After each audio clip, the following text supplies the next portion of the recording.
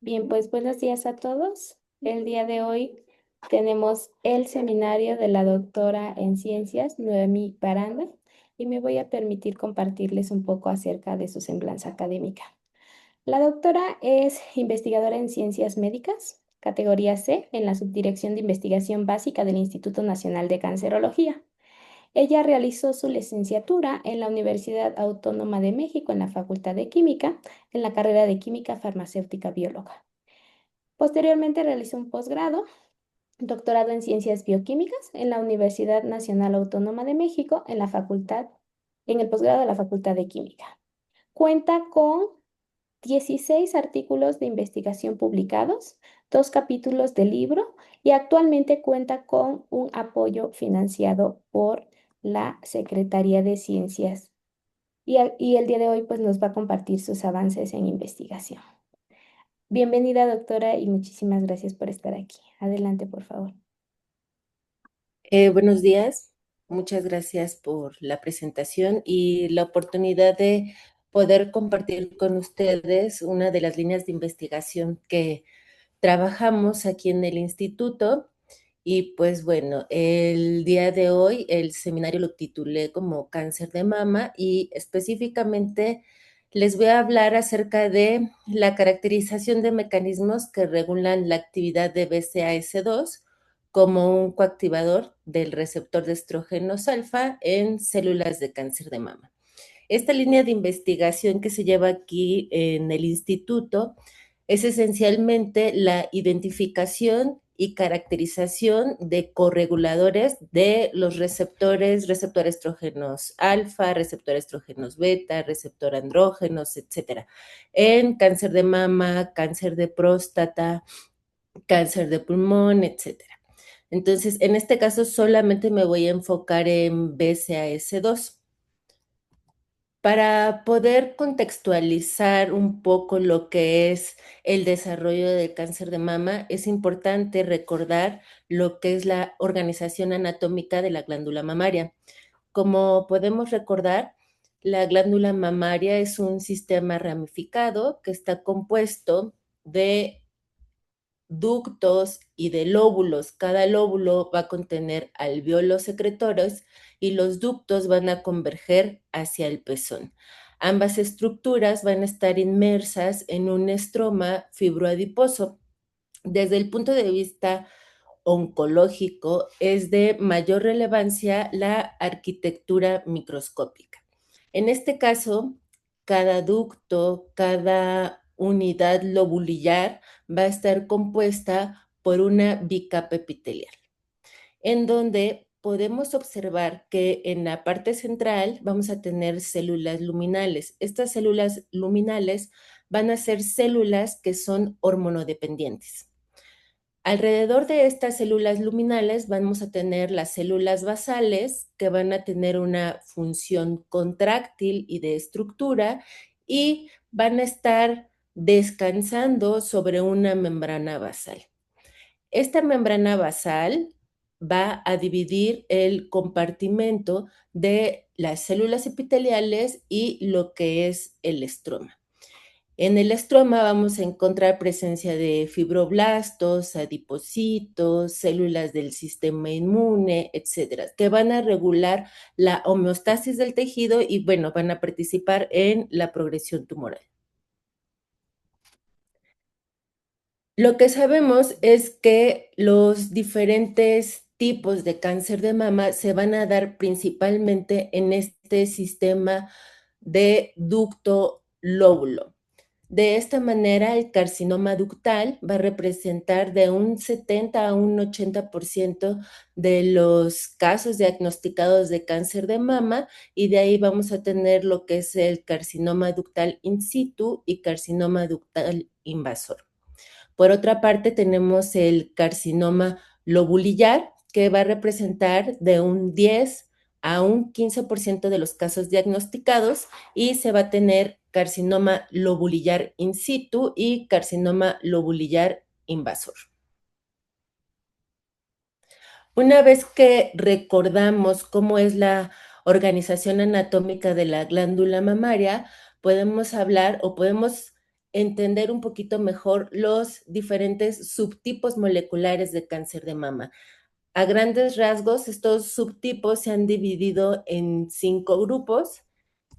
El primero va a ser el triple negativo, que como su nombre lo dice, no va a haber una expresión de receptores hormonales, como es el receptor de estrógeno, el receptor de progesterona. No hay una expresión de HER2, hay una alta expresión de Ki-67, lo que nos indica que hay una mayor proliferación y, bueno, es el subtipo molecular con un peor pronóstico debido a las limitaciones de su tratamiento. Este tipo de cáncer de mama representa de un 10 a un 15% de los casos diagnosticados. El siguiente va a ser el enriquecido en HER2. Este subtipo sigue sin expresar receptores hormonales, expresa HER2 y, bueno, sigue teniendo una alta expresión de Ki-67 y va a responder a una terapia dirigida con trastuzumab para inhibir HER2.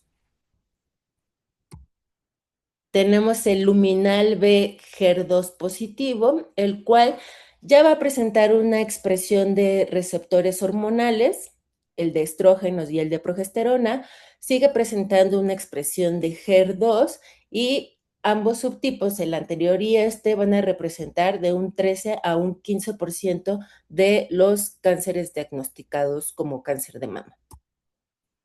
Tenemos el luminal B. En este caso, no hay una expresión de HER2, sí hay una expresión de receptores hormonales y representa de un 10 a un 20% de los casos diagnosticados. Y el luminal A es aquel subtipo molecular que va a expresar receptores hormonales, no expresa HER2, tiene una baja expresión de Ki-67 que nos indica una baja tasa de proliferación y se considera el subtipo molecular con un mejor pronóstico, que puede ser blanco de terapia endocrina y este subtipo molecular va a ser el que presenta la mayor parte de las personas diagnosticadas con esta enfermedad. Estamos hablando de un 60 a un 70% de los cáncer de mama.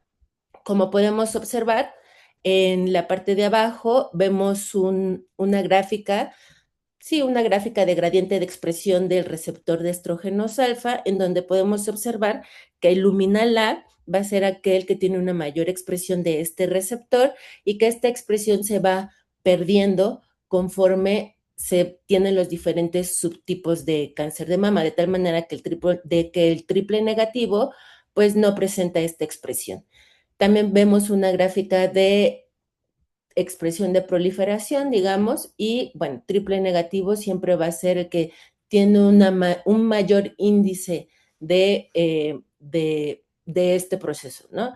Entonces, triple negativo siempre va a ser peor pronóstico y luminal A va a ser de buen pronóstico. Entonces, estos subtipos moleculares de cáncer de mama no tienen que ser vistos como un modelo estático, como un estado de las células estáticas, sino como un proceso en el cual las células se van diferenciando y van cambiando la expresión de diferentes receptores que a la vez se va a ver reflejado en qué tipo de terapia se va a elegir para cada una de las personas que presentan estos diferentes subtipos.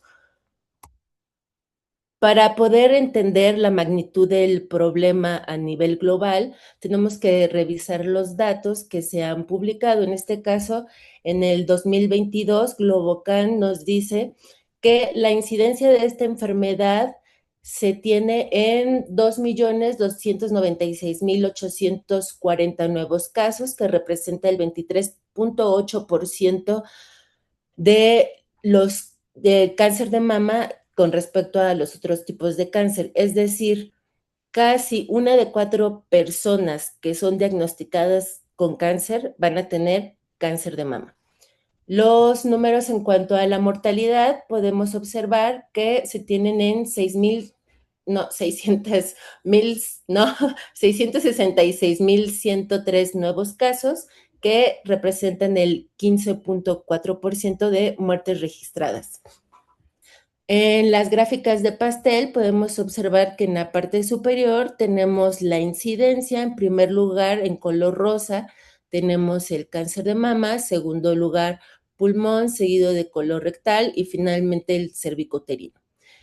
A nivel de mortalidad, porcentaje de mortalidad, primer lugar, cáncer de mama, pulmón, colorectal, cervicouterino. Esto nos habla que a pesar de que ha habido un avance en cuanto a las terapias dirigidas, en cuanto a programas de detección temprana de la enfermedad, pues los números hablan por sí solos. Sigue siendo la primera causa tanto de incidencia como de mortalidad a nivel mundial. Veamos qué sucede en México. En realidad la tendencia es la misma, la incidencia es de 31,043 nuevos casos. Sin embargo, por ejemplo, aquí podemos ver que más de una cuarta parte de las mujeres diagnosticadas con cáncer de mama, con cáncer, van a tener cáncer de mama. La mortalidad se tiene en 8,195 muertes registradas, que representa el 16.5%. Las gráficas de pastel, nuevamente en la parte de arriba tenemos la de incidencia, en la parte de abajo tenemos la de mortalidad. La de incidencia tenemos cáncer de mama en primer lugar, seguido de cervicuterino, tiroides, colorectal, y mortalidad sigue la misma tendencia. En primer lugar tenemos cáncer de mama, segundo lugar cervicuterino, etcétera. Entonces, de aquí la importancia de poder detectar en etapas tempranas la enfermedad, lo cual es de gran importancia para poder tener una terapia o poder, digamos, cachar la enfermedad en sus etapas iniciales y tener pues una mejor sobrevida y tener un buen pronóstico si tenemos un subtipo molecular que sea luminal. ¿Cuáles son los factores de riesgo? Existen diferentes. Aquí los dividí en 4 grandes grupos. El primero sería el genético. En el genético, en donde hay una historia familiar de la línea de primer grado, sean papás, hermanos, hijos que presenten esta enfermedad. Mutaciones en genes. ¿Cuáles genes? Principalmente BRCA1, BRCA2, P53. De hecho, se ha visto que mutaciones en BRCA1 se ven en cánceres de mama triple negativo, por ejemplo. El siguiente va a ser el metabolismo y estilo de vida, el sedentarismo, una dieta hipercalórica, la obesidad. El tercero va a ser aquellos que tienen que ver con la reproducción, en donde el primer embarazo después de los 30 años se sabe favorece o es un factor de riesgo para el desarrollo de esta enfermedad. Y en este caso en el que a mí me interesa más que hablemos es el hormonal, en este caso los estrógenos. Nosotros sabemos que los estrógenos son hormonas que son capaces de inducir la proliferación celular. Entonces, aquellas situaciones en las que se tiene un tiempo de exposición prolongada o crónica durante nuestra vida a este tipo de hormonas van a favorecer que se desarrolle el cáncer de mama. ¿Cuáles son estas situaciones? Una menarca temprana, una menopausia tardía, también, por ejemplo, la obesidad, que sabemos que la grasa, pues también es una fuente de aromatización para que se dé la producción de estrógenos, etcétera. ¿Cómo es que estos estrógenos van a llevar a cabo su función?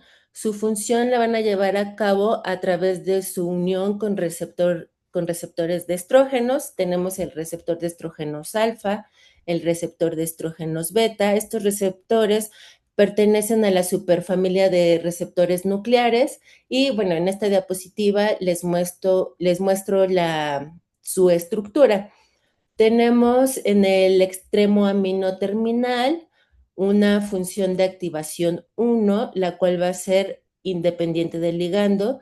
tenemos el dominio de unión al DNA, que va a contener los dedos de zinc que van a permitir su unión al DNA.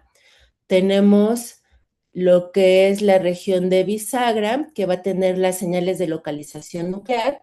Y en el extremo carboxilo terminal vamos a tener el dominio de unión al ligando, que va a tener una función de actividad de, en este caso, los estrógenos. ¿Cuáles son las vías de activación del receptor de estrógenos? Las vías de activación del receptor de estrógenos no se tienen que ver como una activación lineal, sino como una red que va a integrar diferentes vías de señalización, de tal manera que se sabe que los estrógenos pueden actuar mediante una vía genómica, mediante vías no genómicas o mediante el crosstalk de vías de señalización de tirosincinasas. De manera clásica, en la vía genómica se sabe que los estrógenos son capaces de unirse a su receptor. Este receptor dimeriza, trasloca el núcleo, se une a los elementos de respuesta de estrógenos de los promotores de sus genes blancos. Va a haber una reclutación de coactivadores de tal manera que se va a inducir la transcripción de genes blancos. ¿Qué genes? Puede ser MYC, ciclina D1, ciclina E, genes que van a estar participando en la transición del ciclo celular, en la transición de la fase G1 a S del ciclo celular y que van a activar lo que es proliferación y supervivencia celular.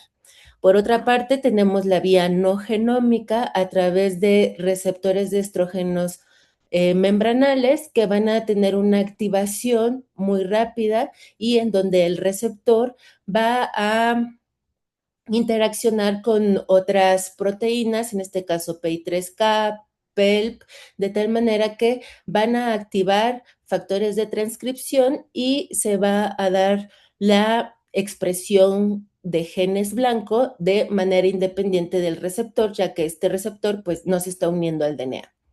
Y tenemos lo que son las vías de señalización de tirosincinasas, donde observamos a HER2, observamos al receptor del factor de crecimiento epidermal, etcétera, en donde podemos observar que la activación de estas vías de señalización van a activar lo que son cascadas de fosforilación y que van a hacer que el receptor sea fosforilado y que este receptor fosforilado sea capaz de unirse a otros factores de transcripción como AP1, SP1, de tal manera que en este caso el receptor está funcionando como un corregulador de estos otros factores y que van a estar activando genes que van a estar participando en procesos oncogénicos como tienen que ser o como son proliferación y supervivencia celular. ¿Qué, qué son los correguladores? Bueno, los correguladores se van a dividir en dos grupos que van a ser los coactivadores y los correpresores. Una vez que los estrógenos se unen a su receptor, su actividad puede ser modulada por la presencia de estas proteínas. Entonces, si hay coactivadores, en este caso, estos coactivadores van a ayudar a que se remodele la cromatina de tal manera que sea accesible o que pueda ser visto los elementos de respuesta de un gen y que entren los factores generales de la transcripción, de tal manera que va a haber una activación de los genes. Por otra parte, se tienen los correpresores. Estos correpresores van a mantener a la cromatina en un estado cerrado de heterocromatina, de tal manera que no va a haber una actividad de transcripcional, va a haber una represión. ¿Qué es lo que pasa en cáncer de mama? En cáncer de mama vamos a tener los estrógenos se unen a su receptor, Una vez que se unen a su receptor, van a favorecer el reclutamiento de coactivadores de tal manera que se da la proliferación celular. ¿Qué es lo que pasa cuando una persona llega, le diagnostican cáncer de mama con un subtipo molecular luminal A, en donde hay una expresión de estos receptores? La primer línea de tratamiento sigue siendo el tamoxifen. El tamoxifen puede actuar de dos maneras. La primera puede ser un antagonista que va a bloquear la unión del estradiol a su receptor y de esta manera va a impedir el reclutamiento de coactivadores y lo que va a prevenir la activación génica. Por otra parte, también se sabe que el tamoxifen puede actuar como un agonista. Cuando actúa como un agonista, es capaz de unirse al receptor y de reclutar coactivadores, inducir la proliferación celular, aún en presencia de tamoxifen. De esta manera es que el tamoxifen no es un antagonista puro, sino se le conoce como un modulador selectivo del receptor de estrógenos que puede actuar como antagonista o que puede actuar como un agonista. Por ejemplo, en glándula mamaria se sabe que actúa como antagonista, pero en hueso o en cervix actúa como un agonista. ¿De qué depende que actúe como un antagonista o como un agonista? Pues va a depender de el balance entre la expresión de coactivadores y correpresores. De tal manera que si el tamoxifen se une al receptor y va a inducir que el receptor sea inactivo, va a haber un mayor nivel de expresión de correpresores y bueno, se va a bloquear esta vía de señalización. Sin embargo, si el tamoxifen está actuando como un agonista, va a haber un mayor nivel de coactivadores y el receptor de estrógenos va a estar activo. Entonces, este balance es importante porque va a modular la actividad del receptor de estrógenos alfa.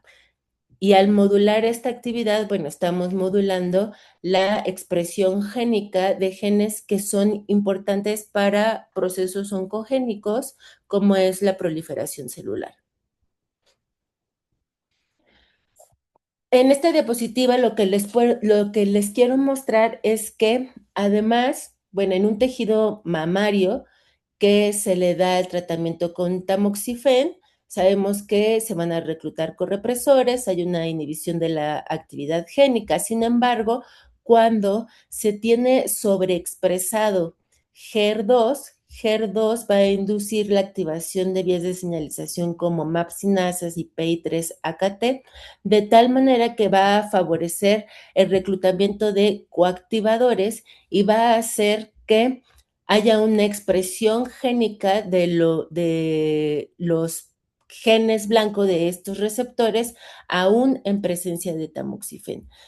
De aquí que personas que tienen subtipos moleculares como luminal B, que está enriquecido en HER2, pues pueden presentar o tienen una pobre respuesta al tratamiento como con tamoxifen y, bueno, son candidatas para tratamiento con trastuzumab.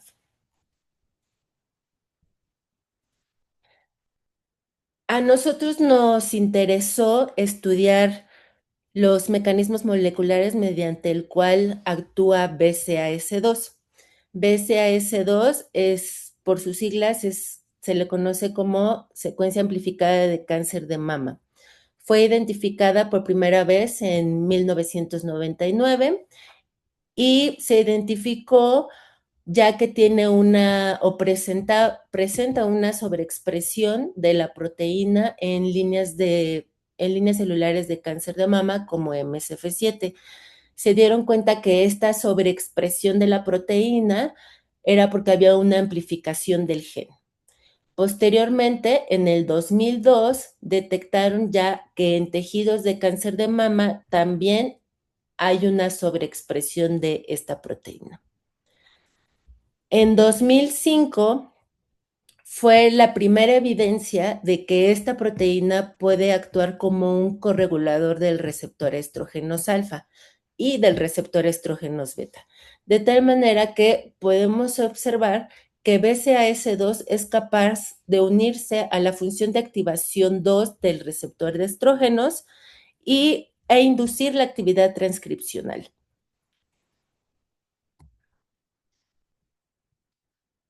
En 2014 se publicó que BCAS2 es capaz de disminuir la expresión de E-caderina, lo que nos indica que favorece la transición epitelio-mesénquima. Hay un aumento en la expresión de metalopeptidasa 7 que favorece la metástasis y bueno, también se reportó que hay una mayor expresión de BCAS2 en líneas celulares de cáncer de mama resistentes a tamoxifeno. En 2015 se reportó que BCAS2 no solamente es capaz de unirse al receptor de estrógeno, sino también se puede unir a otros receptores hormonales, como es el receptor de andrógenos. En este caso, al unirse con este receptor, también actúa como un coactivador y va a inducir la activación transcripcional y por ende la proliferación celular.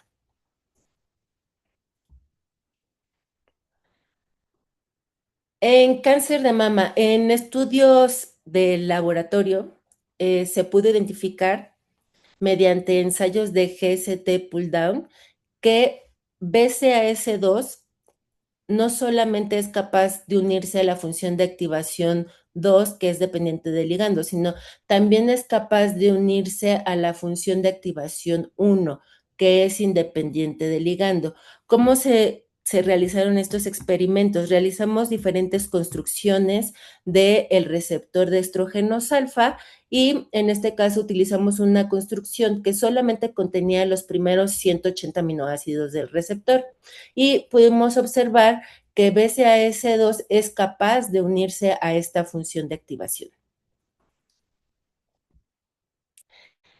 Entonces, ¿qué es lo que nosotros pretendimos conocer o investigar? Bueno, ya sabíamos que BCAS2 es un corregulador del receptor de estrógenos alfa. Por antecedentes en el laboratorio encontramos que BCAS2 se puede unir a la función de activación 1 y nuestra pregunta es si o cuál era el efecto de BCAS2 en presencia de coactivadores ya conocidos del receptor estrógenos alfa como son TIF2, CBP o CRC1. Queremos ver si la sobreexpresión de esta proteína, de este corregulador, iba a tener un efecto o iba a potenciar esta actividad transcripcional del receptor de estrógenos alfa. Y por otra parte, quisimos saber cuál era el efecto de inhibir diferentes vías de señalización como HER2, PI3K y MAP sinasas sobre el efecto de BCAS2 en cuanto a la activación del receptor estrógenos alfa.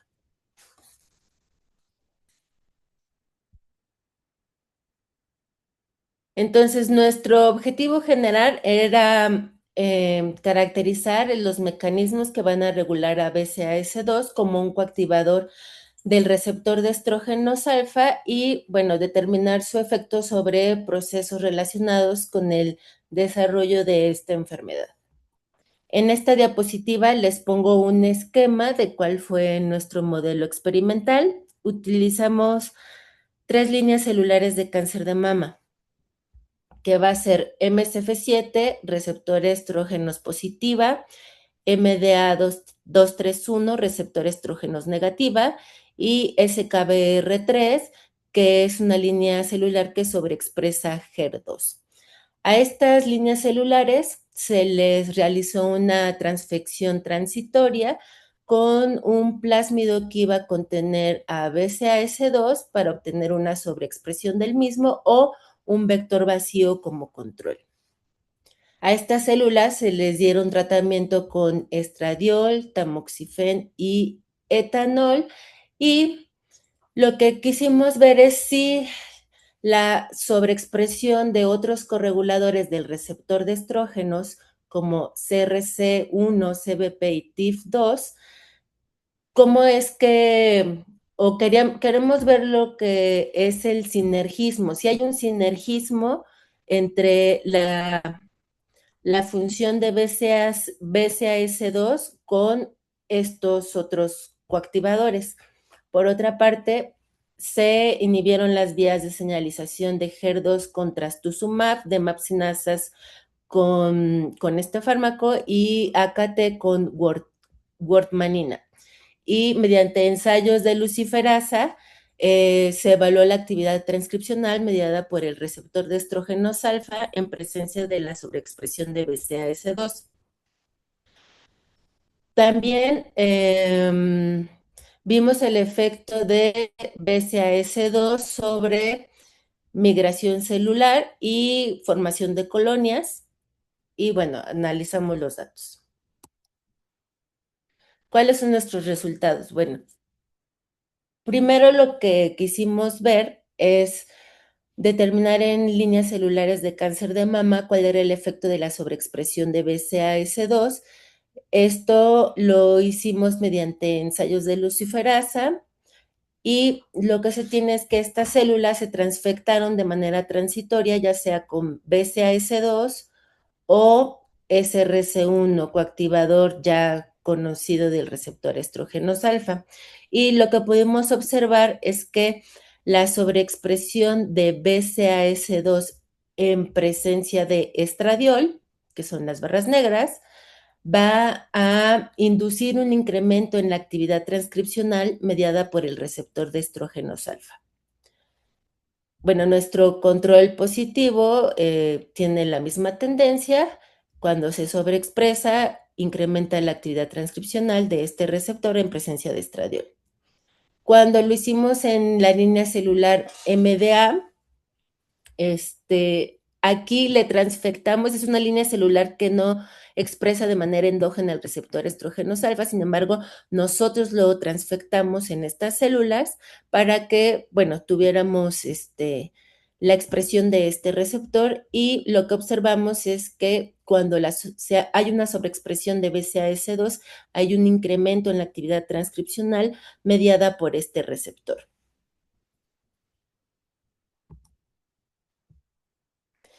Posteriormente, evaluamos si hay un sinergismo en la actividad transcripcional, en el aumento de la actividad transcripcional, es mediada por BCAS2 en presencia de otros correguladores, de tal manera que utilizamos la línea celular MSF7, se les transfectó ya sea el vector vacío, un vector que contiene a BCAS2 o que contiene a SRC1. Hicimos cotransfecciones tanto de BCAS2 como de SRC1 y bueno, se siguió la misma estrategia para CBP y para TIF2. Estas células van a tener diferentes tratamientos que va a ser etanol, estradiol y tamoxifen y bueno, se realizaron los ensayos de actividad de luciferasa. Como podemos observar, cuando hay una cotransfección de BCAS2 y SRC1, tanto SRC1 como CBP como TIF2, podemos ver un aumento de la actividad transcripcional comparado a cuando están solos cada uno de estos correguladores. Entonces, BCAS2 es capaz de potenciar la activación transcripcional de este receptor en presencia de estradiol y en presencia de otros correguladores. No lo mencioné, pero se sabe que estos otros correguladores que ya habían sido reportados en la literatura, se sabe son capaces de unirse a la función de activación 1 del receptor de estrógenos, que como recordamos, me voy a regresar un poquito, aquí. Entonces, estos correguladores que ya descritos en la literatura son capaces de unirse a esta parte de la estructura del receptor a través de motivos LXXLL y bueno, en este caso o mm, lo que pensamos es que estos correguladores se están uniendo aquí, BCAS2 se está uniendo aquí, de tal manera que se potencia la activación transcripcional del receptor.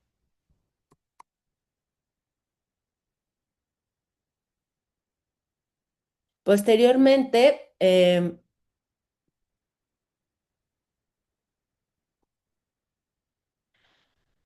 en la misma gráfica podemos observar que la cotransfección de BCAS2 con CBP y con TIF2 es capaz de aumentar la activación transcripcional aún en ausencia de hormona, es decir, solamente con el tratamiento con etanol.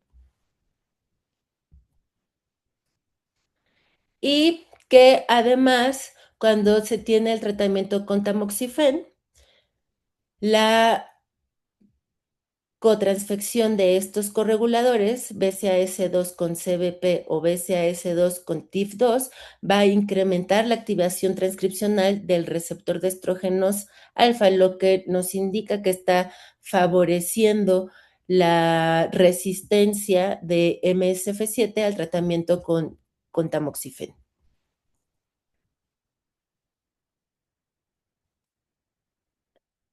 Posteriormente se utilizó otra línea celular, la MDAMB, en donde podemos observar que los resultados siguen la misma tendencia.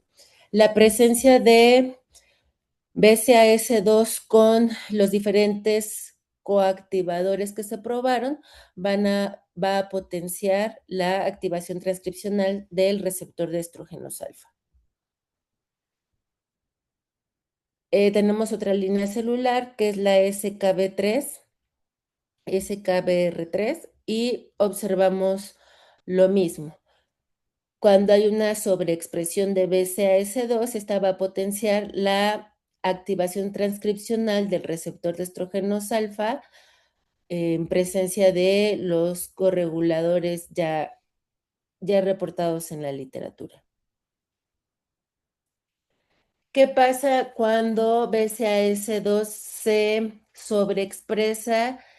¿Qué efecto tiene sobre la formación de colonias? En este caso, se sobreexpresó BCAS2, se dieron tratamientos con etanol, estradiol y tamoxifen, y lo que podemos observar es que la sobreexpresión de BCAS2 en presencia de estradiol incrementa el porcentaje de colonias, lo que nos está hablando que está favoreciendo lo que es la proliferación celular. En este caso tenemos el efecto de BCAS2 sobre la migración de células MSF7. Se tiene en la parte de arriba la transfección de las células con el vector vacío, en la parte de abajo la transfección con BCAS2 y bueno, tenemos lo que es la herida en el cultivo celular y las fotos 0 horas y 48 horas después de transfección.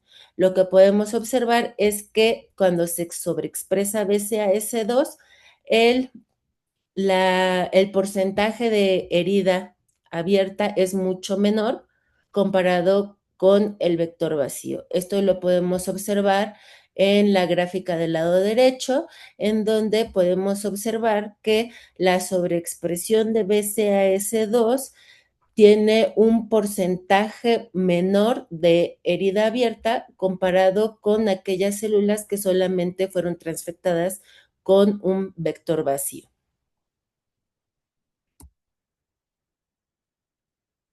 Posteriormente quisimos saber cuál era el efecto en cuanto a la inhibición de diferentes vías de señalización sobre la actividad de BCAS2.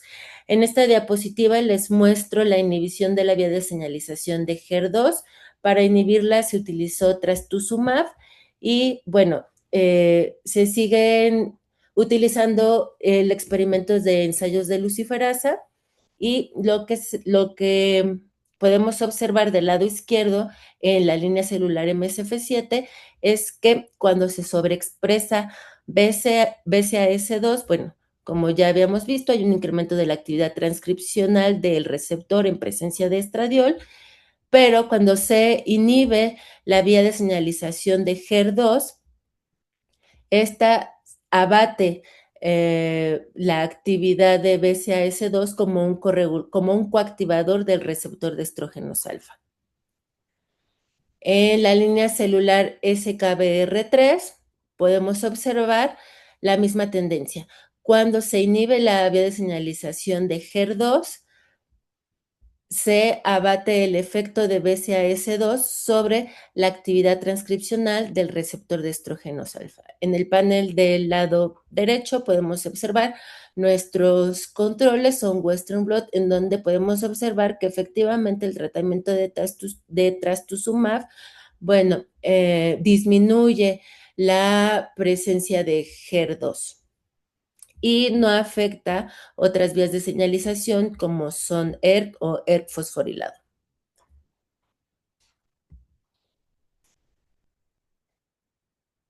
Cuando se inhibe la vía de señalización de MAP-cinasas, en este caso se utilizó PD 98059, que inhibe específicamente a MEK, podemos observar que al inhibir esta vía de señalización, bueno, también se inhibe o se abate el efecto de BCAS2 sobre la activación transcripcional del receptor de estrógenos alfa, tanto en la línea celular MSF7 como en la línea celular SKBR3.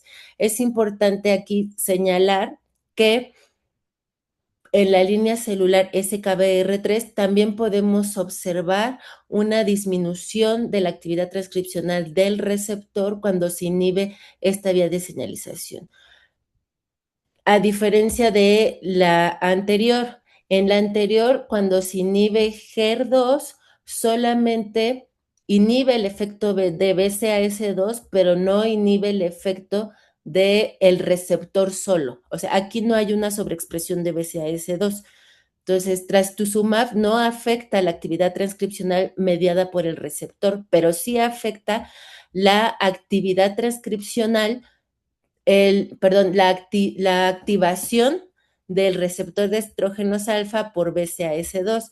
En el caso de la inhibición de la vía de señalización de las MAP-cinasas, este sí va a afectar la vía el receptor de estrógenos alfa. ¿Qué pasa cuando se da un tratamiento con wortmanina?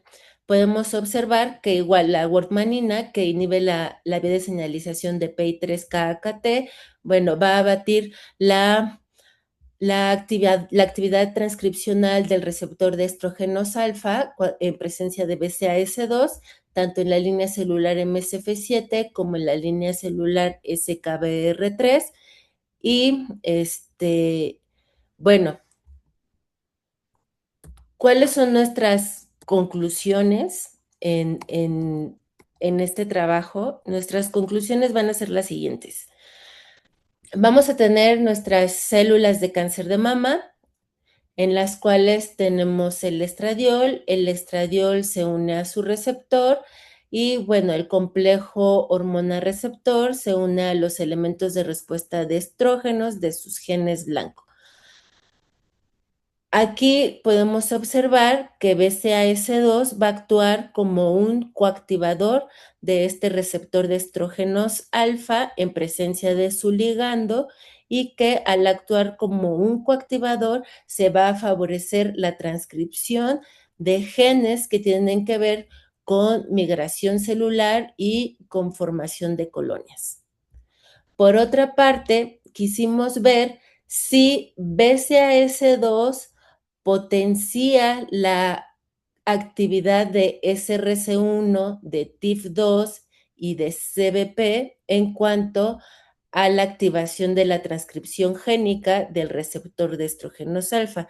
Y lo que observamos es que efectivamente al sobreexpresar BCAS2 con cualquiera de estos correguladores, se potencia la actividad transcripcional del receptor.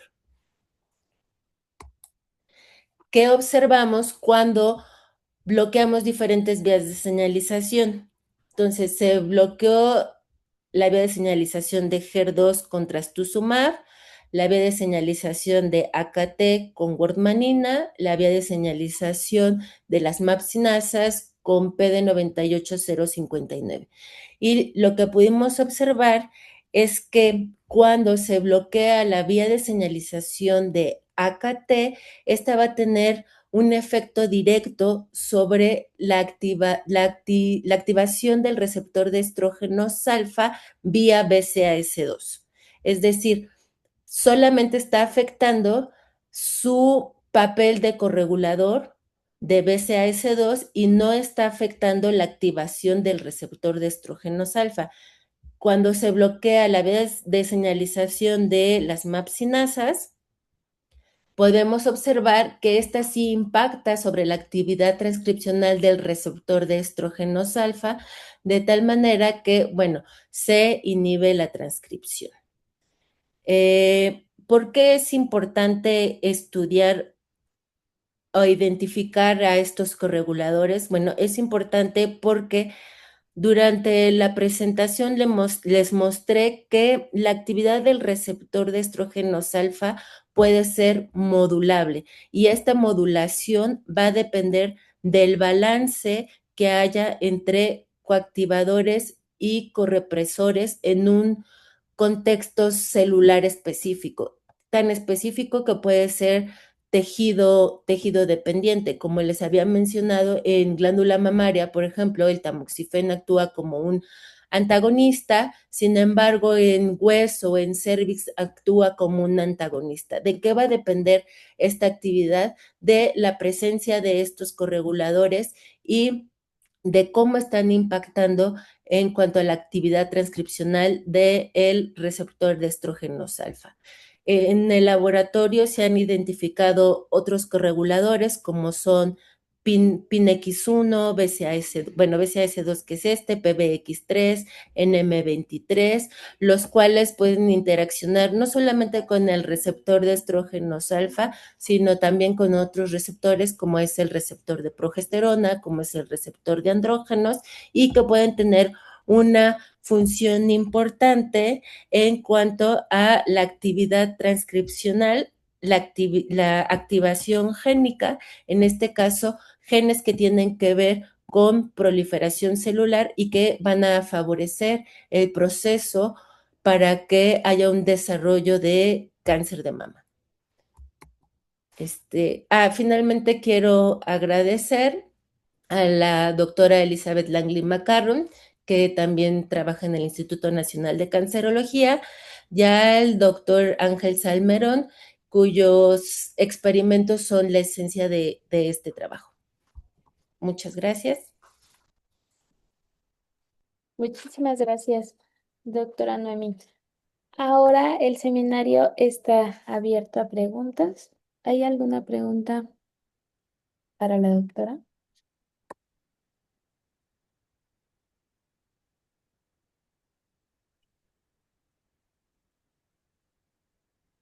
Adelante, doctor Lenin, por favor. Gracias, doctora. Buenos días. Muy padre presentación. Justo sus conclusiones es donde quería hacer las preguntas. Mientras que sí entiendo algunos receptores nucleares, creo que tengo más en la cabeza el receptor de estrógenos beta, y justo sobre sus resultados con las diferentes líneas celulares. No estoy seguro si estoy confundiendo algo del receptor de andrógenos o el receptor de estrógenos beta, pero me parecería que en esas células, en esas líneas celulares, con algunos agonistas se ve ese efecto de SEM, que es decir, que o puede ser agonista o antagonista. Entonces, quisiera interpretar los resultados como que la sobreexpresión de este corregulador hace que actúe parejo el estrógeno en estas células, o estoy confundido. Es decir, que para el estrógeno en estas células en particular, cuando se sobreexpresa este corregulador, ya no se ve este efecto de regulador. ¿Cómo se llama? Se me olvida el nombre en español, pero que Activador. depende del contexto del tejido. Ujú, sí. Sí, en estas células, BCAS2 va a estar actuando como un coactivador del receptor de estrógenos alfa. Eh, Sabemos que en esta línea celular también hay una expresión del receptor estrógenos beta. Para poder determinar si se une al receptor de estrógenos beta, tendríamos que bloquear la expresión del receptor, ¿no? Entonces, si bloqueamos o utilizamos un antagonista específico, por ejemplo, del receptor de estrógenos beta y hacemos estos ensayos, podríamos determinar si BCAS2 o si la actividad que estamos viendo de BCAS2 se da solo por su unión con el receptor de estrógenos alfa y no por el beta. Ujú. Y también me llama la atención, esta proteína la tenía más o menos ubicada porque es parte de un spliceosoma y que siempre, por lo que he leído, ¿eh? No, no es que haya hecho un experimento de localización, parecería siempre estar en el núcleo. No sé si en su sistema de pull down ha visto o ha hecho la distinción de si está en el citoplasma, que se esté uniendo a los receptores antes de ser transportados ambos al núcleo. No, no lo hemos hecho. Generalmente se conoce como una proteína principalmente de expresión nuclear. Sí sería Ujú. importante poder hacer ese tipo de experimentos.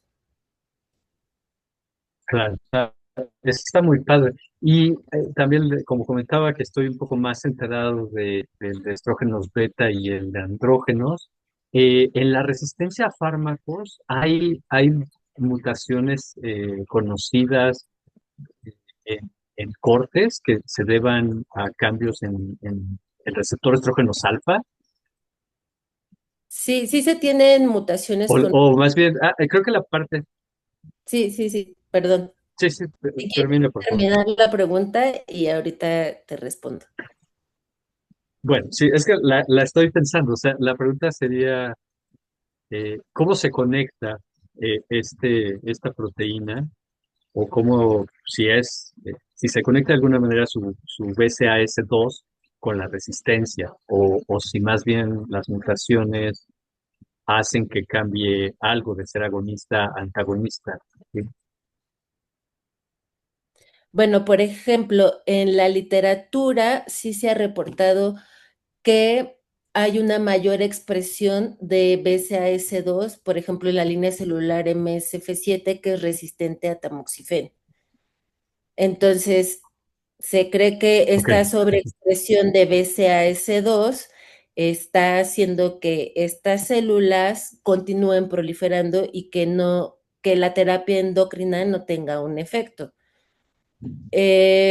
También, por ejemplo, en algunos experimentos que les mostré, en presencia células transfectadas con BCAS2 y en las cuales se induce su sobreexpresión, el tratamiento con tamoxifen, en vez de disminuir la actividad transcripcional del receptor estrógenos alfa, cuando está BCAS2, esta actividad incrementa. ok, ok, Entonces, sí, de muy esta bien. forma estamos hablando que BCAS2 sí tiene o podría tener una participación en cuanto a la resistencia a una terapia dirigida contra receptores hormonales.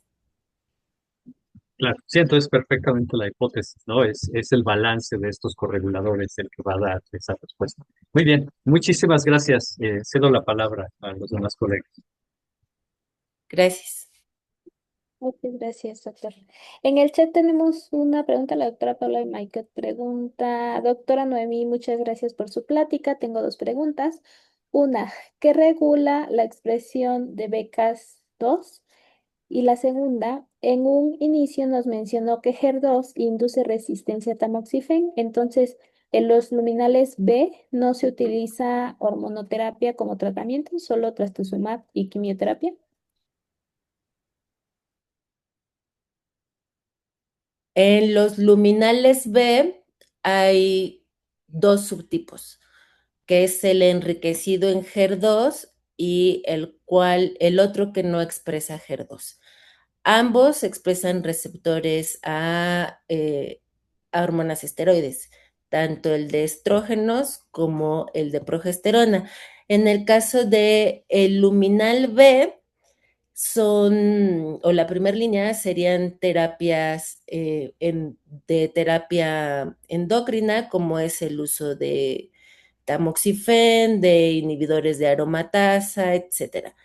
En cambio, en aquellos luminales B que sí tienen una expresión de HER2, si no se sabe, si llega el paciente y no ven mediante inmunohistoquímica que hay una expresión de HER2, si no lo clasifican a nivel molecular y solamente ven presencia o ausencia de receptores hormonales y le dan tratamiento tamoxifen, esta paciente puede tener una pobre respuesta a esta terapia. ¿Por qué? Porque la activación de la vía de señalización de HER2 va a inducir cascadas de fosforilación que van a activar diferentes vías de señalización, que van a activar al receptor de estrógenos, que va a hacer que haya un incremento en la actividad transcripcional de este receptor, aún en presencia de un antagonista como es el tamoxifen. A estas mujeres con un subtipo molecular luminal B enriquecido en HER2, lo ideal es que se les dé tratamiento con trastuzumab en vez de una terapia contra la expresión o la síntesis de la expresión de receptores hormonales o la síntesis de estrógenos.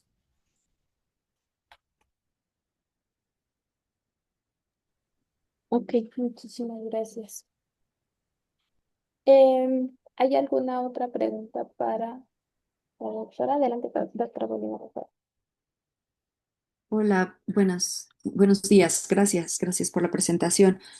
Ustedes entonces sobre las células usan tamoxifen o 4-hidroxitamoxifen, por la cuestión de que el 4-hidroxi es el metabolito que tiene mayor actividad descrita sobre el receptor de estrógenos y es el que suele usarse en cultivo, ¿no? Sí, Ya ve que hay muchas un gracias por la observación. metabolismo en el hígado del tamoxifen, que genera el 4-hidroxi. Sí, gracias por la observación. Usamos el 4-hidroxitamoxifen, que es el metabolito con mayor afinidad al receptor de estrógenos alfa. Ya, pues, los experimentos que nos...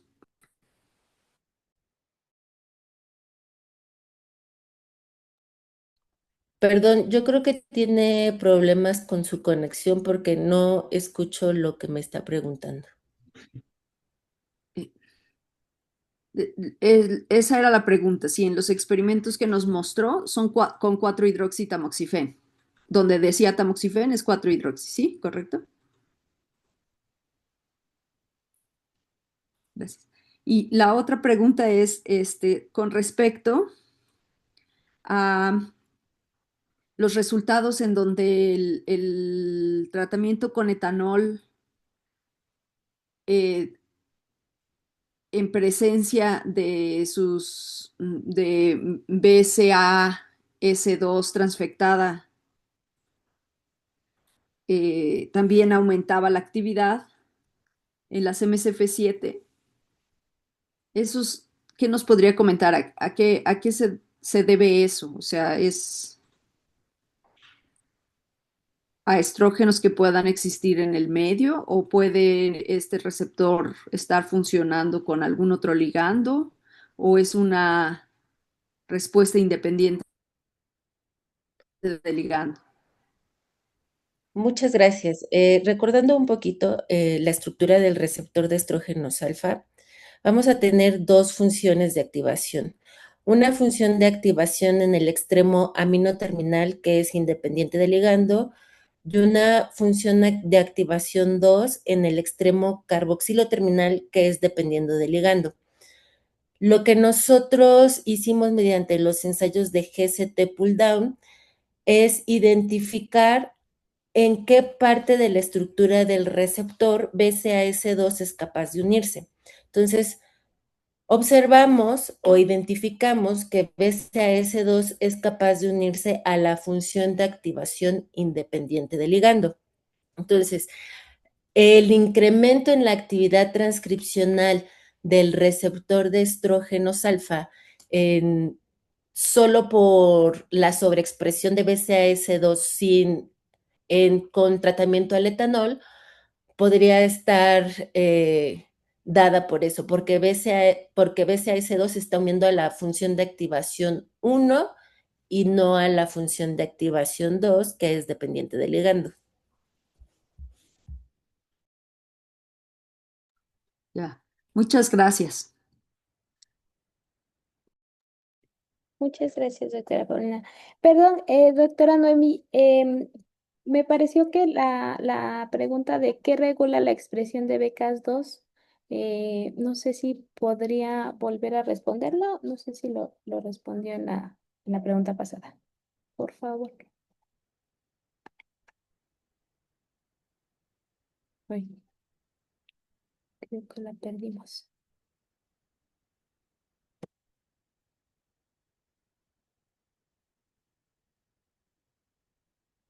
Se desconectó la ponente, pero esperemos unos minutos a que regrese, por favor.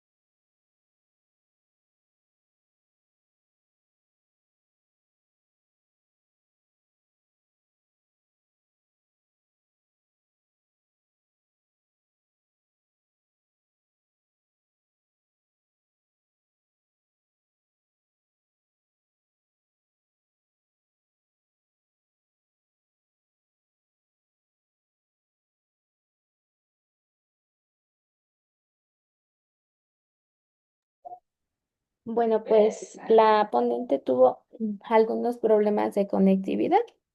Ya no parece que le está siendo muy complicado regresar. Y solo respondiendo a la pregunta de Paola, dice que su expresión puede estar regulada por Mirnas. Y bueno, les agradecemos a todos por su presencia. Parece que la red anda fallando como en general. Entonces, pues muchísimas gracias a todos. Voy a detener la grabación y nos vemos en el próximo seminario.